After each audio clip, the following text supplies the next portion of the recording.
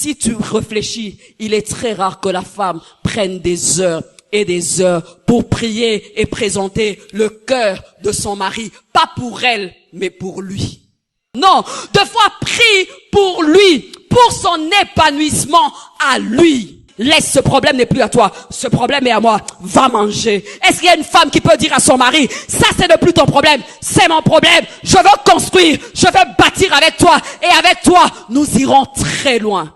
Des fois quand je prêchais avant dans les conventions, je sortais de là et les jeunes filles me disaient, maman, je voudrais être comme toi. J'ai dit, tu peux faire 9 ans et attendre un enfant et aimer ton mari et rester bien là et prêcher Jésus. Hé, maman, 9 ans, tu n'as pas d'enfant? J'ai dit, je n'en ai pas. Hé, mais vous vous aimez, hein? Vous vous aimez, Kitty, hein?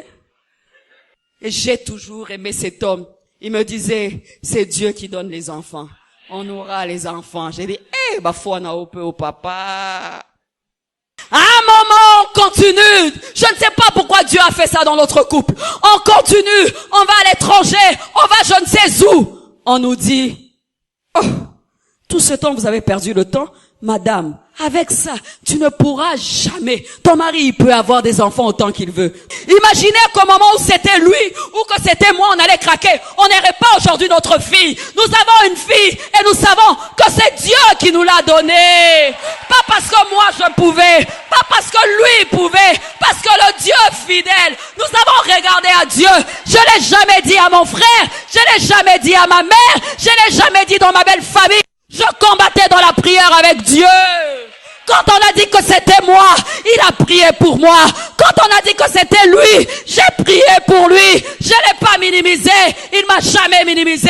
Dieu a regardé à notre cœur. Et Dieu, quand on s'y attendait le moins, quand on s'y attendait le moins, quand on s'y attendait le moins.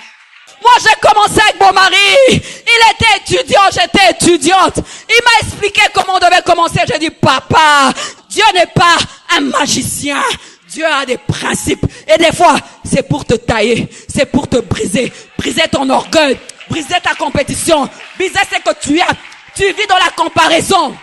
C'est pourquoi Dieu ne veut pas que nous soyons comme ça. Avec ce que nous avons ou que nous n'avons pas, nous restons fidèles à nos convictions. Nous restons fidèles à nos convictions et nous disons à celle qui en a que Dieu te bénisse. Que Dieu te bénisse. Notre Dieu est fidèle.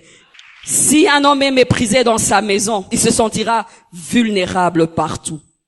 Je suis sûr que si dans cette convention, il y avait plus d'hommes, les hommes allaient sauter. Ils allaient dire, insiste, maman, nous souffrons. Tu commences même déjà avec une jeune fille. Elle commence à te demander, Cabello, Cabello. Si vous continuez à bâtir comme ça, demain vous serez des mauvaises épouses. Vous serez des compagnes seulement quand tout va bien. Quand il sera au chômage, la même sœur en Christ qui parlait en langue, cette sœur en Christ va te donner des réponses. Tu vas te demander si elle vient droit de l'enfer. Elle vient d'où?